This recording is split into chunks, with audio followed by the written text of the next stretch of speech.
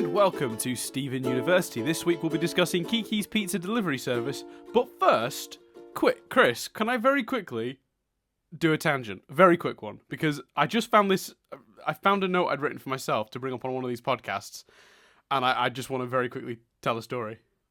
I mean, that's a record even for us, but go ahead. Well, I figured tangent now, then we can actually just do the discussion uninterrupted. Okay. And it should be a quick story.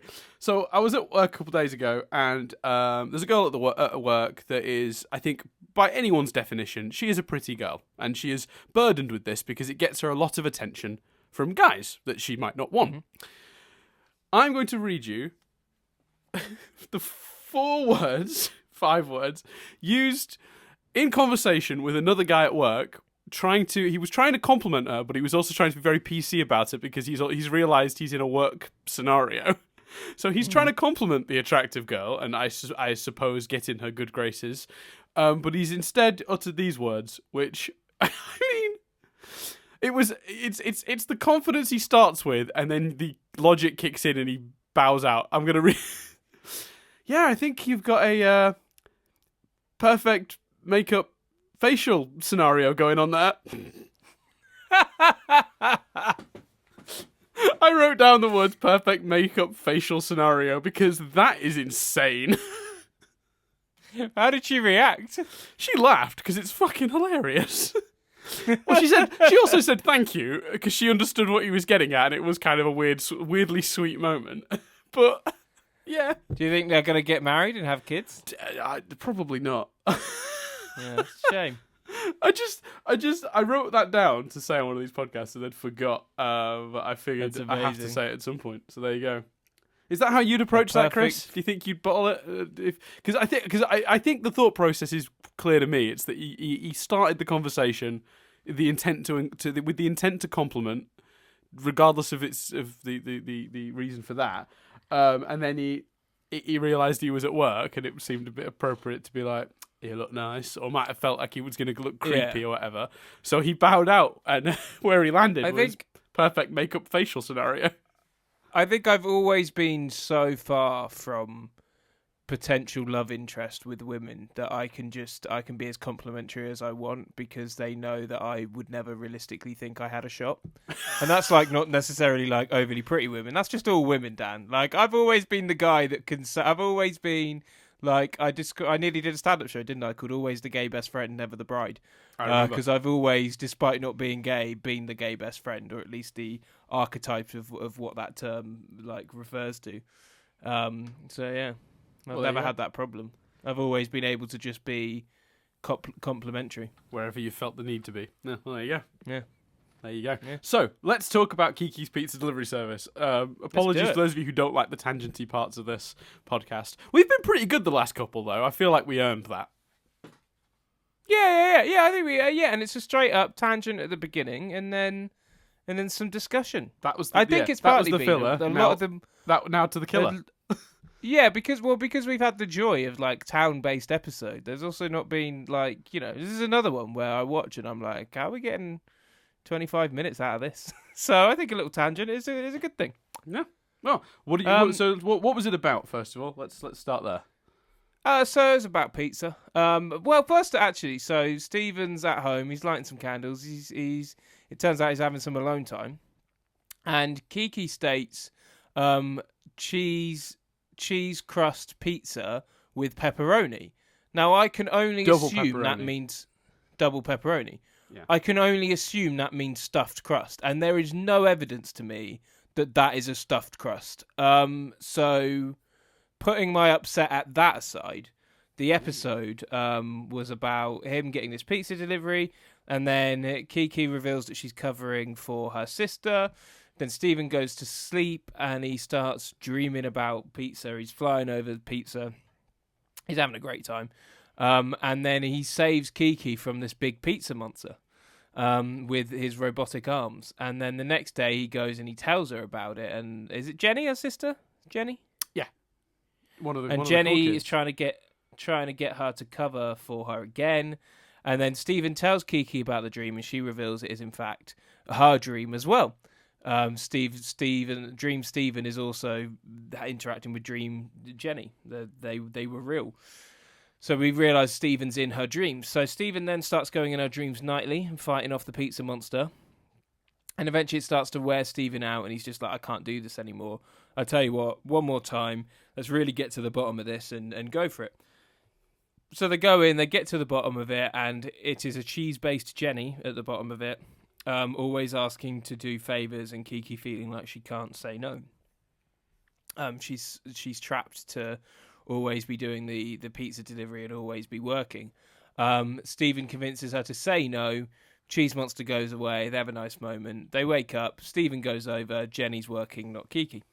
I thought it was really good. I thought it was really entertaining. I thought it was a very sweet story. We haven't necessarily got a lot with this character particularly, or she's not been given a whole episode, so that was great. To be honest with you, she is the underplayed sister, because the other sister is part of the cool kids gang that we see and hear from regularly. Yeah. So she is sadly a character that up until this point was tragically underused. She had lines, she'd spoken. In fact, she actually had. There's a callback in this episode to one of her first jokes. So you remember that episode early on? It was one of the first lion episodes where Stephen was trying to convince the whole pizza restaurant that he had a pink lion outside, and then the lion wasn't outside, and there was that whole exchange about being pregnant, and then she said that she's the one that says that Stephen was lying. But lion. Yeah. And she did it twice and apologised for doing the pun twice. Well, in this week's episode, Stephen makes the same pun twice and apologises to her, which I think is a really neat nod to that early episode. Nice. I didn't necessarily pick up on that, but that's cool. No, I'll be honest with you, that's a Wikipedia reminded Dan of that line. I didn't notice that myself. But what my point is that besides a couple of lines like that in past episodes, Kiki is an underserviced character for sure, and it has been interesting to always watch the show, seeing that Kiki was always seeming to be the one working while Jenny went off with the cool kids, and that's how it always appeared. So I found it. It seems that the intentional dynamic, the dynamic that Kofi has set up, is that Kiki's supposed to be making the pizzas and Jenny's supposed to be delivering them in the pizza car, but she just keeps using it to go run off to concerts and raves and what have you with the cool kids. So then Jenny has to do them all on. Kiki has to do them all on foot, which is, she likes running, but I guess not with pizzas balanced incredibly, by the way, on her hands. Yeah, and who can blame her for that? So I thought that was all great. I thought, like I say, the animation was fun. I thought even the fun, I'm glad that they didn't keep it trippy for too long. Like, they revealed it was a dream. We knew it was a dream, but they sort of, it wasn't like just trippy and dreamy for the sake of it. There was a point. He was going into her dreams, which was also nice. I think if I had one, not even complaint, but just one thought that wasn't, this was a great time, it would be that I think the conclusion you can sort of see coming. You do sort of know it's about Jenny, even before that's revealed. But you know what? I don't think that's necessarily, I don't think it was their intent for it to be a big surprise. So yeah, that doesn't matter. Really enjoyed it. And to tackle your cheese problem, I've had a look at the screenshot while we've been talking, and you're right. The crust looks solid. Yeah. In the shot where the pizza's been the slices have been separated, and you should theoretically be able to see. So I don't know if this is a thing in the States or not. I don't remember when I was there last. There was a reference to it in Boy Meets World. So stuffed crust must be a thing. Okay, fine. But in the show's defense, she phrases it oddly. She says cheddar cheese crust with double pepperoni, meaning it could be a normal crust with cheddar cheese sprinkled on it or flavouring of some sort. But I don't think there's much evidence of that either if you look at the screenshot. Yeah, there isn't. I'm just desperately trying to make it make sense, Chris. I mean, I don't think it's a problem at large, but that's a well, it bothers me. Quick question though, Chris, and this is a sincere question. When you think back to when you first started watching this show and how the weirdness made you angry. Yeah. If I was to take this episode and stick it in the first season, in that early run, when we were doing Frybo and Cheeseburger Backpack and lots of other food-based episodes that were trippy and confused you, would this have made you as angry as those episodes? possibly. I can hear myself being like he's in a dream. He's got arms, and lasers. So possibly, but the logic of it makes sense because it's a dream. He can go into dreams and fine. But I don't know whether the logic just makes sense because I'm more invested now. So, or is it that? Yeah, I suppose part of it is that they've built up a world. Because I was ready to combat they're giving him a new power, but obviously this isn't a new power. He's been in dreams multiple times now in the show. Yeah, that's why That's why I didn't say that. Yeah, no, I understand that. But in my head, I thought there's a chance Chris might not connect the previous, because the previous ones I think were with Jem specifically. I very distinctly remember him going into Lapis's dream particularly. So, in my head, I thought that you might not necessarily associate the two things. But right, that's fair. What's that, sorry? I said, yeah, that's fair. Yeah, because there's this one being a human dream. It does seem a little different, or something odd about it, for sure. But or something slightly left of field of it from what we'd previously seen. But it is pretty much the same concept, which is what I would have defended it with. So yeah, it's cool because it does fit in the context of the show, and I think that because they've spent all that time building up these characters as well, I think it's because what I think works partly of what works about this episode is because we've always seen it as Jenny running around in the car, hanging out with the cool kids, and Kiki's always been depicted, with the sort of, a hairnet on, basically, in the back, making pizzas. We buy it very quickly because of the context of the previous episodes. Yeah. Like, that relationship is very quickly like, oh, okay, it's kind of broken. Which, is that the only thing I suppose you could say is as a criticism, other than the stuff Cross point, which is I think valid, Chris, looking at it. Do you think the resolution's a little easy? She just needs to say no. No, like I say, my bigger problem with the resolution was that I saw it coming. I think it makes complete sense for the scenario they've set up. So it doesn't feel simple or anything to me because it fits. It's the right resolution. I guess what I would have been looking for, and the reason I said that is because with a story like this, you want her to learn that she needs to say no. But nothing that happens. She did. How would you say she didn't learn that? No, she just did it. Like no event happened that triggered her going, "I need to say no more." Well, yeah, getting beaten up every night by pizza monsters is the event that made her say that. I guess. I don't know. I just felt like the moment she, like, if that was the case, if that's the thing that was teaching her, I think I just wanted a more definitive moment of her realizing.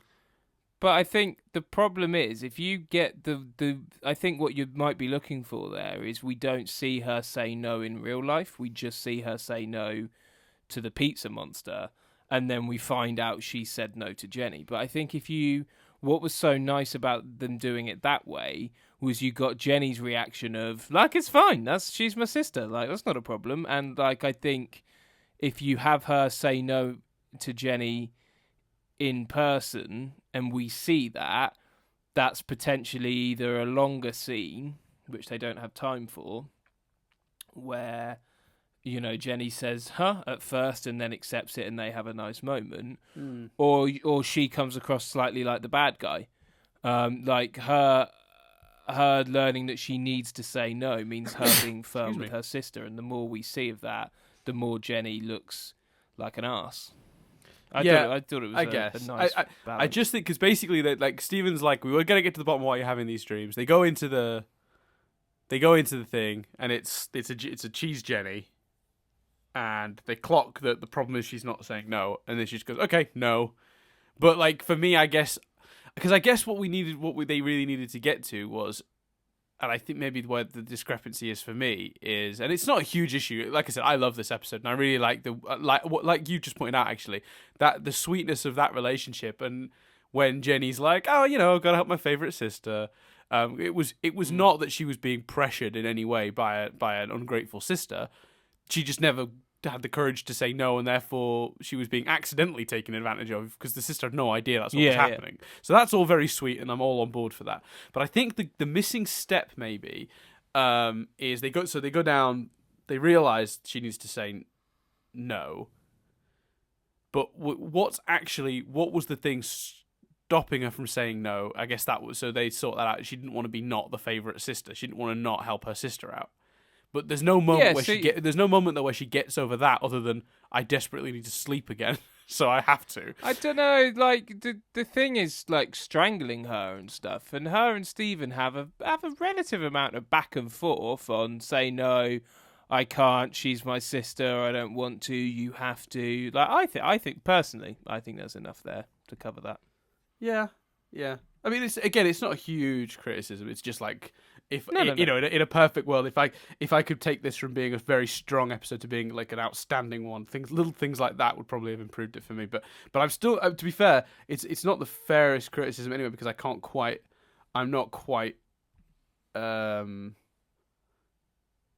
do you call it? Am I? I'm not really explaining or justifying it properly. So. I can't earn the brownie points. Well, you don't necessarily have. Sometimes in these instances, you'll say something like that and have a. I think they should have done this. There's no. Yeah, I don't have the answer. That's the problem, isn't it? That's the issue. Yeah. I thought the animated montage where he was destroying the cheese monster was very funny. Yeah, and all the different ways he did that. They were very creative. I also loved the use of Dogcopter. Yeah, that was good. Because we haven't seen Dogcopter in a little while, so there you go. Do you think in episodes like this you find yourself going, oh, I wish he'd ask a gem for advice just so we can see the gems, or does that not bother you? Are you okay with not seeing them as much? I like that we're sort of phasing out him needing to do that because I like for the overall plot. I think for my personal thing, it is always nice to just know that they're around and he's confiding in them. But from an overall story, rather than looking at it granularly as this single episode, when you pull back and look at the whole story, I think it's a really nice sort of weird little arc that he's just like going to them less and less. And while that means we do get a couple episodes like this where we won't see them as a result, I'm on board with that, if that makes sense. Mm-hmm. Yeah, that's fair. So, but what's really interesting about Steven is the way that, because I was listening to the official podcast, Steven Universe podcast recently, which, by the way, if you're not listening to that, and you're a fan of the show and you're up to date, you really should. The interviews they get with the crew and stuff are incredible. And they were talking this week, and they said something really interesting.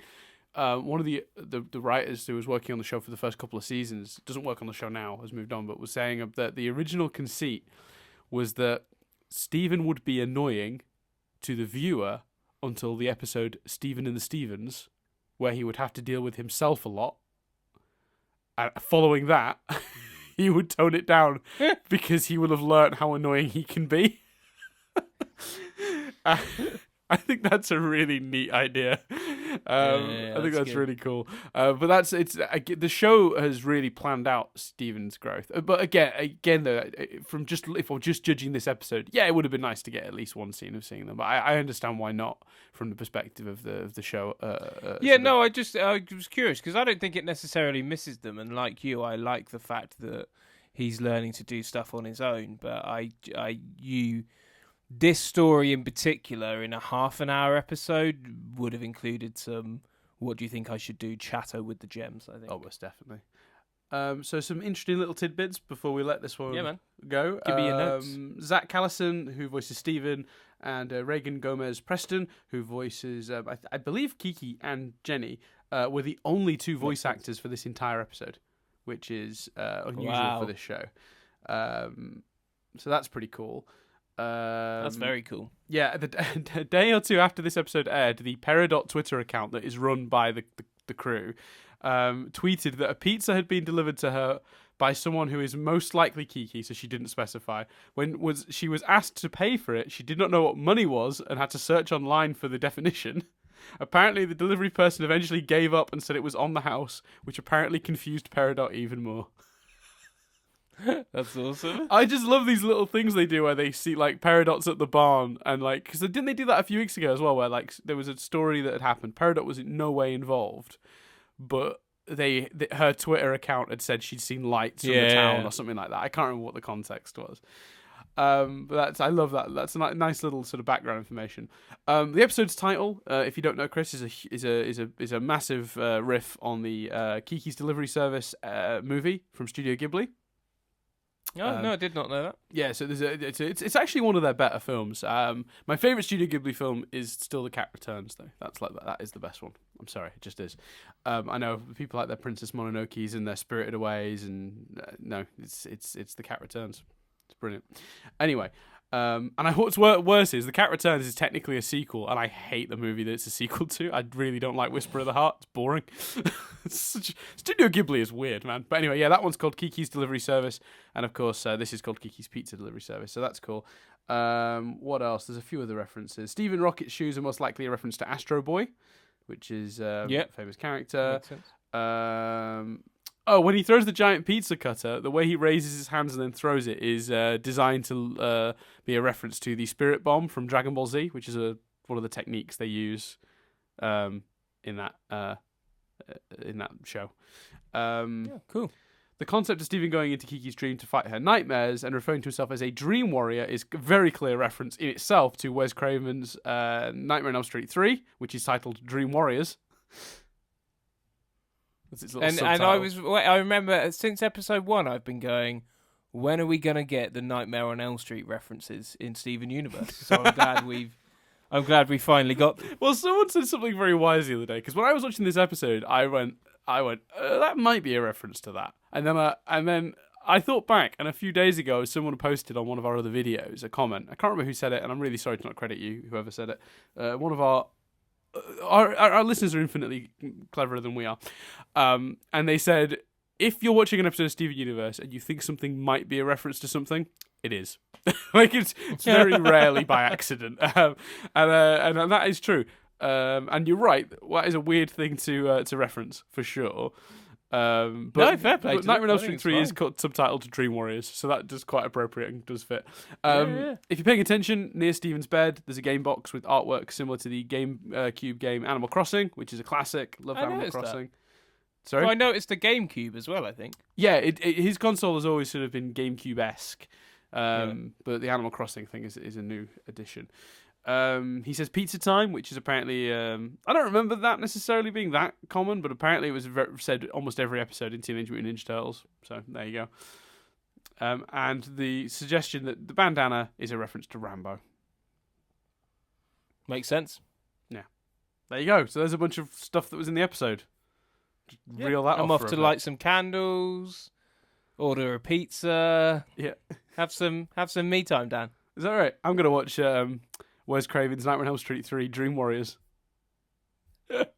You know what though? That movie. That movie freaked me the hell out when I was a kid, because that's the one where someone's veins all come out of their body, still attached, and end up going upwards, and then Freddy Krueger's controlling them like a puppet with their veins. Yeah. That's gross. I think there's nothing like the original Nightmares and the Halloweens and Friday the 13th and stuff like that. That's my go-to horror. I do like a good classic horror. This is true. So yeah, I guess that's everything. Yeah, man. Oh, also, I just want to credit the animators, actually. Not just the dream sequences are all beautiful and really well done, obviously. It goes without saying.